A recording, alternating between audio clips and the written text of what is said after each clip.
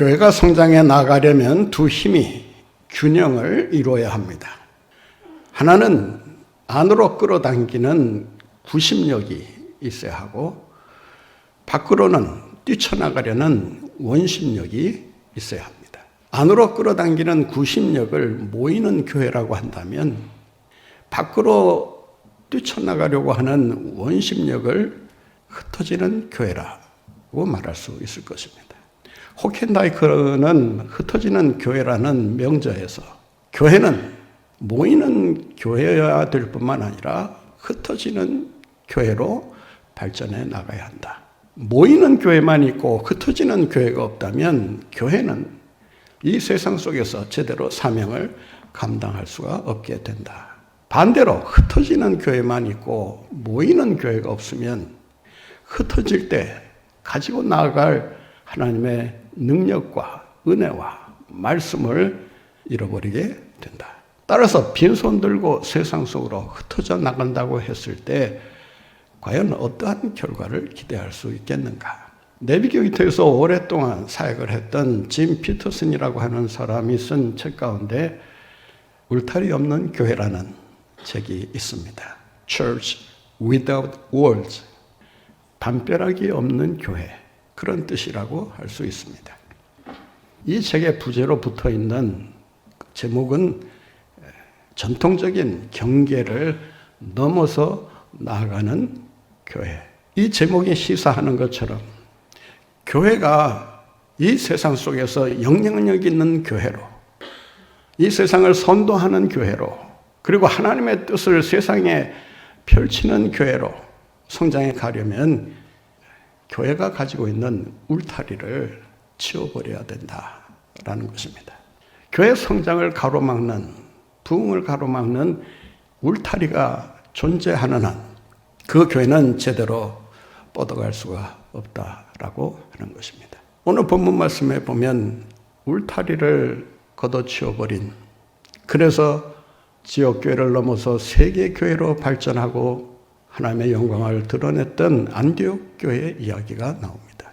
이 안디옥 교회의 특징을 살펴보면 교회 성장을 가로막는 울타리들을 없애버렸다라고 하는 것입니다.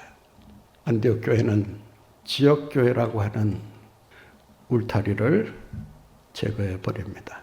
교회는 지역에 존재하기 때문에 지역교회로 자리 잡을 수밖에 없습니다.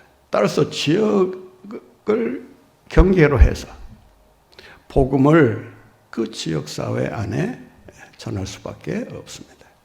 그러나 복음이라고 하는 것은 지역적이면서도 세계적인 것이기 때문에 예수 그리스도가 지역의 구세주일 뿐만 아니라 이 세상의 구세주가 되신다라고 하는 것을 그 울타리를 벗어나 세상 속에서 증거해야 한다라고 하는 것입니다. 오늘 본 말씀에 보면 19절에 흩어진 자들이 베니게와 구브로와 안디옥을 향해 계속 북상에 올라가면서 복음을 전했다라고 기록하고 있습니다. 흩어진 자들이 올라가면서 복음을 전했을 뿐만 아니라 안디옥 교회를 세우게 됩니다. 성경에 보면 안디옥 교회를 누가 세웠다라는 말이 없습니다.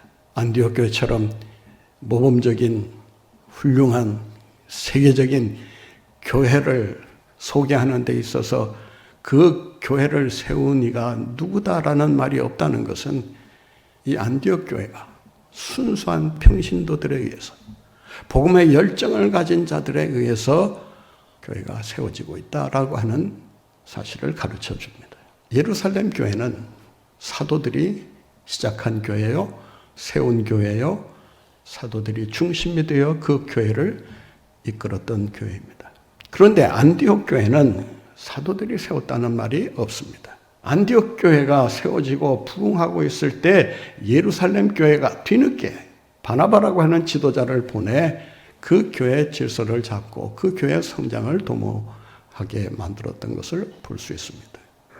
안디옥 교회는 지역을 초월해서 이방인들에게 더 나아가 세상에 복음을 전하는 교회로 발돋움하게 됩니다. 교회가 지역에 존재하면서 지역을 초월한다는 것은 그렇게 쉬운 일이 아닙니다. 진 피터슨이 그 울타리 없는 교회에서 교회가 가지고 있는 그 문제점을 이렇게 지적합니다. 왜 교회가 세상 속에서 영향을 주지 못하고 위축된 채 흔들리고 있느냐? 그 이유는 교회를 장소라는 개념으로 바라보고 있기 때문이라는 것입니다. 성도들이 모이는 장소, 모여서 교제하는 장소, 모여서 신앙교육 받는 장소, 교회를 장소로 생각하다 보니까 그 장소를 벗어난다고 하는 것은 감히 생각을 못한다는 거예요. 우리가 코로나 사태를 겪으면서 이 코로나 사태로 인해서 교회가 얼마나 큰 타격을 입게 되었는가를 아마 실감하고 있을 것입니다.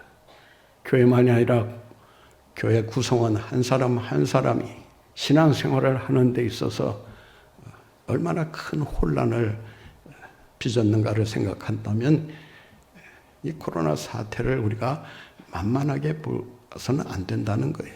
코로나 사태가 교회에 대해서는 위기로 작용한 것은 맞습니다.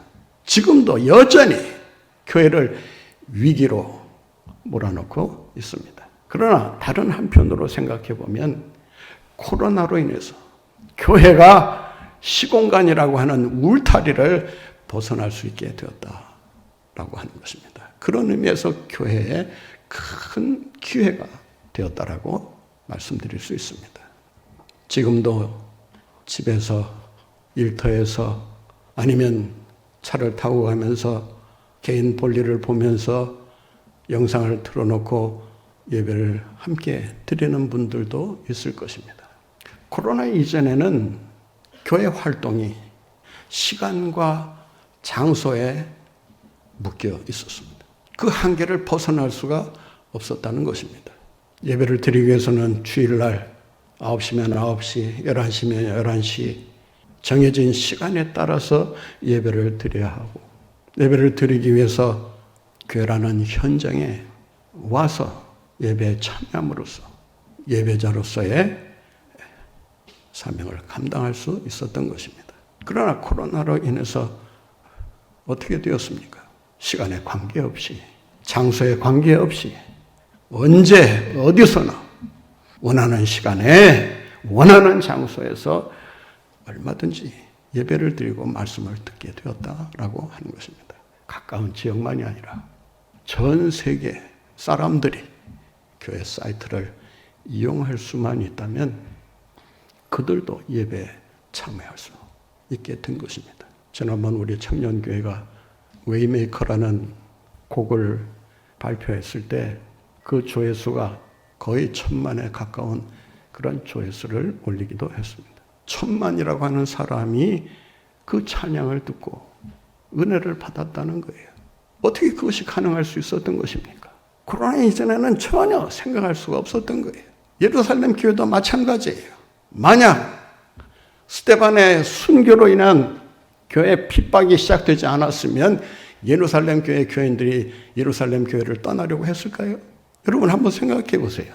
우리가 동네 중앙교회 성도로 신앙생활을 하는데 갑자기 딴 곳으로 훌쩍 떠나서 흩어져서 신앙생활을 시작할 수 있느냐? 말로는 가능하지만 현실적으로는 말이 안 되는 이야기입니다. 그런데 예루살렘 교회가 왜 흩어지게 되었느냐? 오늘 본문에 보면 환난을 당하여 흩어졌다라고 말합니다.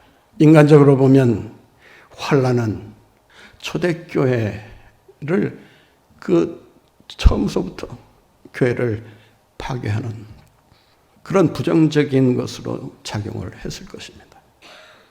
그런데 하나님은 그 환난을 통해서 성도들이 흩어지게 만드시고 그 흩어진 성도들이 가는 곳마다 머무는 곳마다 복음을 전하고 교회를 세웠다라고 하는 것입니다.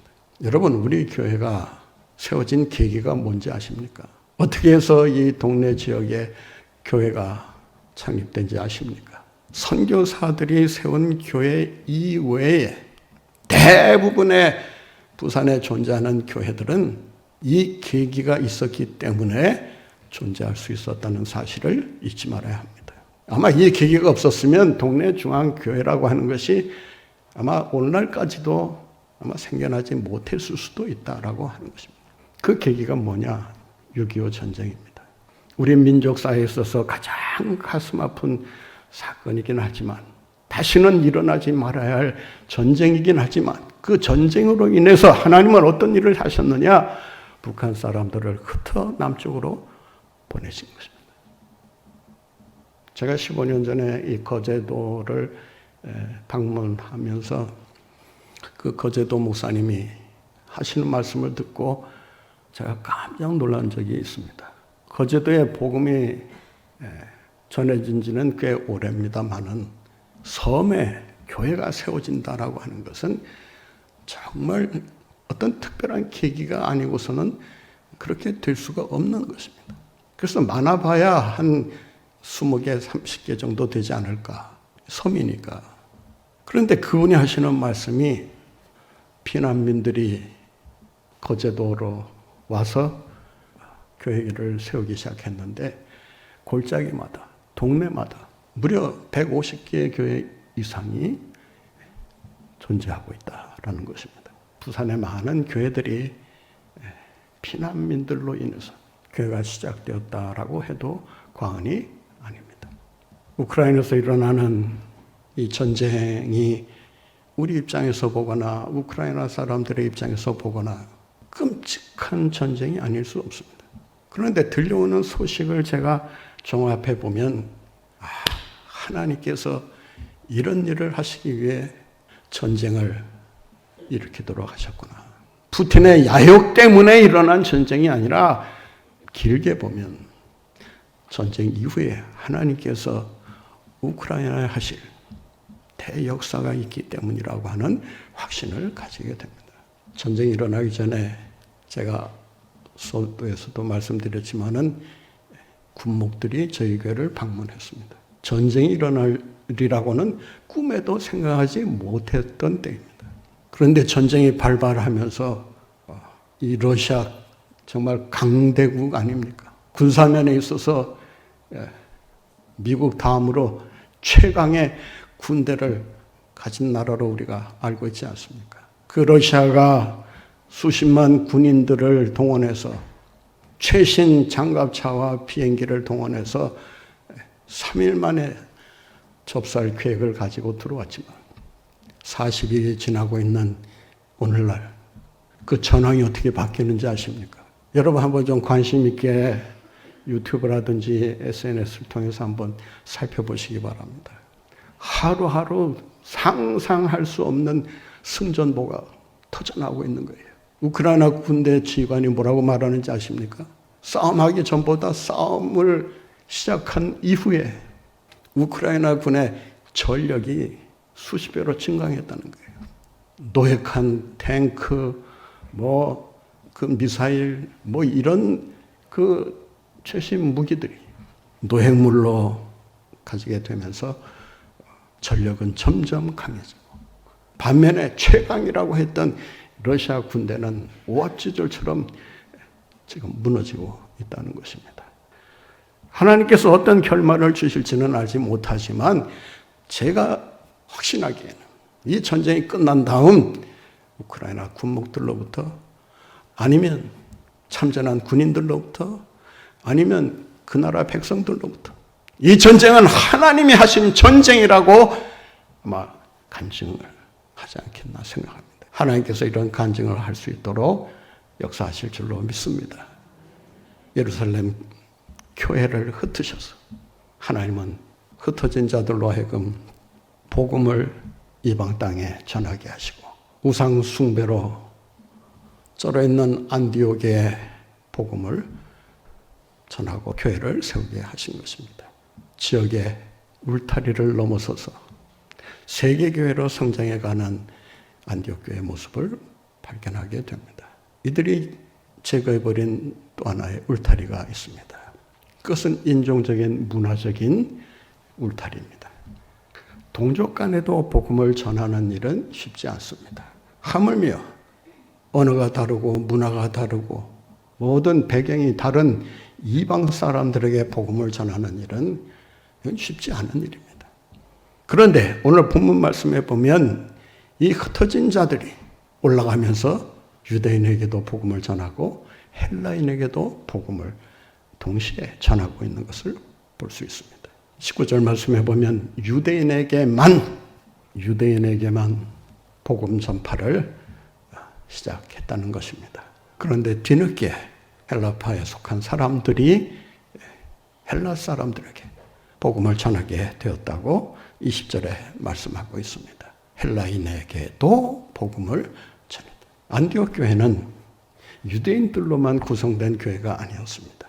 당시 이방인들로 알려진 헬라 사람들도 함께 교회 구성원이 되어 안디옥 교회를 섬기게 되었다라고 하는 것입니다. 오늘날로 말하면 다문화 교회라고 할 수 있을 것입니다. 이런 국제적인 교회가 어떻게 탄생할 수 있었을까요? 유대인이라고 하는 인종을 넘어서서 헬라 사람들에게도 복음을 전했기 때문에 그 결과 안디옥 교회가 국제적인 교회로, 세계적인 교회로 우뚝 설 수가 있었던 것입니다.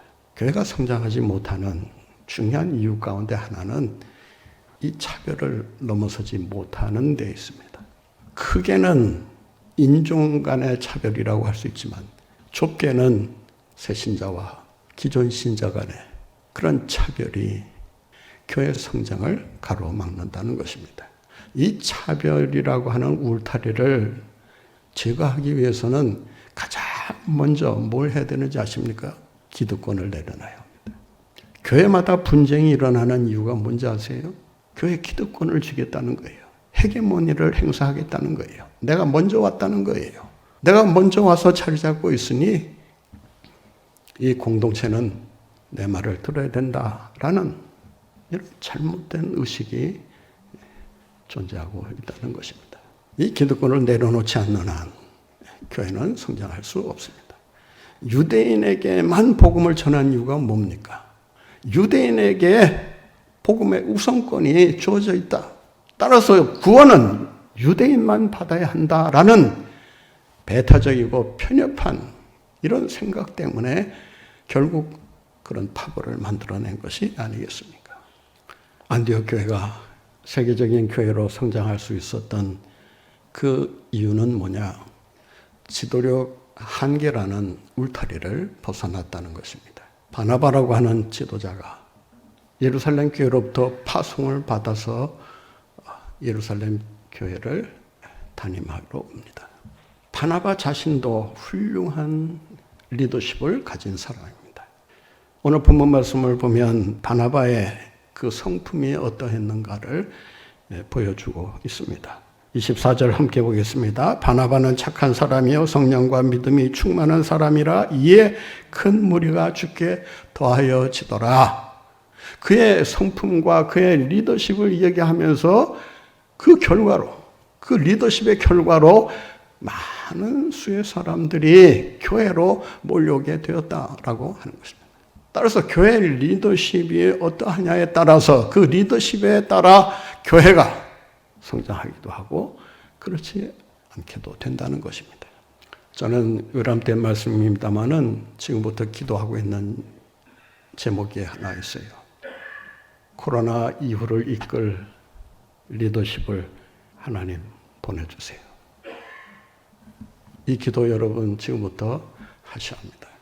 바나바는 이런 리더십을 가지고 있으면서도 자기의 부족한 것을 채우기 위해서 자기보다 더 똑똑하고 더 잘나고 더 많은 지식을 가지고 있는 사울을 찾아갑니다. 여러분 이 리더십은요 정말 대단한 리더십이 아닐 수 없습니다. 우리가 바울을 존경하고 바울을 대단한 사람으로 우리가 인정하고 있지만 바울과 동급으로 봐도 과언이 아니라 싶을 정도의 사람이 누구냐? 바나바입니다. 오늘 본문 말씀 25절, 26절 보세요. 바나바가 사울을 찾으러 다소에 가서 만남에 안디옥에 데리고 와서 둘이 교회에 1년간 모여 있어 큰 무리를 가르쳤다. 사울이 없어도 사실 바나바 혼자서 얼마든지 꾸려갈 수 있었어요. 그 리더십이 얼마나 대단한 영향력을 나타냈는가를 우리가 말씀을 통해 볼 수 있지 않습니까? 그런데도 교회를 위해서 그리고 하나님의 영광을 위해서 자기보다 더 나은 리더십을 데리고 오고 있다라는 거예요. 여러분 한번 생각해 보세요. 자기보다 더 잘난 사람 데려오면 어떻게 됩니까? 외국은 그게 조금 덜해요. 그 받은 그 은사나 그 리더십의 그 스타일을 인정하기 때문에 그렇게 비판적으로 보지를 않습니다. 그런데 특히 우리나라 같은 경우는 아무리 선의를 가지고 자기보다 더 나은 리더십을 데려왔다 하더라도 그 리더를 데려온 그 사람을 더 인정하고 더 칭찬해 줘야 되는 거 아니겠어요? 그런데 그 사람보다 더 나은 리더십이 왔다고 해서 모든 시선이 한꺼번에 쏠리게 됩니다. 우리 성도들이 조심해야 될 것이 바로 여기에 있습니다. 앞으로 다음 리더십이 어떤 리더십일까는 알 수 없습니다만 하나님이 쓰시는 리더십에 대해 존경하면서 따라가야 하는 것입니다. 리더십의 한계를 어떻게 뛰어넘는가 보세요. 안디옥 교회가 세계적인 교회로 나아가기 위해서는 세계적인 그런 배경을 갖고 있어야 하는 거 아닙니까? 바나바도 뛰어난 리더였긴 하지만 사울을 한번 생각해 보세요. 어렸을 때부터 벌써 가말리엘이라는 최고의 학문을 터득한 사람입니다. 조기 유학을 아마 가지 않았나 싶은데 유대 문화와 철학과 사상에 대해서 사울만큼 정통했던 사람이 어디 있습니까? 그 세계를 지배하고 있었던 헬라 문화권 위에 기독교라고 하는 복음을 세워놓을 수 있는 자가 누구였습니까? 오늘 본문에 보면 안디옥 교회가 이런 세계적인 교회로 성장할 수 있었던 세 가지 비결을 이야기하고 있습니다. 첫째는 주의 손이 그들과 함께 했다라는 것입니다. 21절입니다. 68주년을 맞는 우리 교회가 오늘날까지 성장해 오는 과정에서 헌신자들의 눈물과 피와 땀이 밑거름이 되었다라고 하는 것은 부인할 수 없는 사실입니다. 그러나 중요한 것은 그들을 누가 도구로 사용하셨느냐라는 것입니다. 주의 손이 그들과 함께 하셨기에 오늘날 동네 중앙교회라는 결과물이 우리에게 나타나게 된 것입니다. 사랑하는 성도 여러분, 지금까지도 그래왔지만 앞으로도 주의 손이 함께하는 교회가 되어 주의 은혜로 나날이 성장하며 지역의 울타리를 넘어 세계적인 교회로 우뚝 서는 이러한 축복이 함께 하시기를 바랍니다. 오늘 본문에 보면 이들은 배움에 힘썼다는 사실을 알 수 있습니다. 말씀 26절 말씀 다시 한번 보겠습니다. 만남의 안디옥에 데리고 와서 둘이 교회에 1년간 모여 있어 큰 무리를 가르쳤고 그리고 성도들은 그 배움에 순종하고 그 배움을 삶으로 실천해 나갔다라는 것입니다. 얼마나 그들의 삶이 그리스도인다운 삶이었는지, 그들의 삶을 통해서 그리스도가 얼마나 투명하게 비춰졌는지 세상 사람들이 그들을 향해서 이렇게 말했다는 거 아니에요? 26절 후반절 보세요. 처음으로 그리스도인이라 인정을 받았다라는 것입니다. 사랑하는 성도 여러분, 우리 교회가 지금까지 자라온 곳에 만족하지 말고 안디옥 교회처럼 지역의 울타리를 넘어 차별의 울타리를 넘어 지도력 한계의 울타리를 넘어 주의 손이 함께하는 교회로 우뚝 서고 그래서 세계적인 교회로 뻗어가는 가운데 하나님의 영광을 나타내는 우리 교회와 우리 모든 성도님들 되시기를 간절히 바랍니다.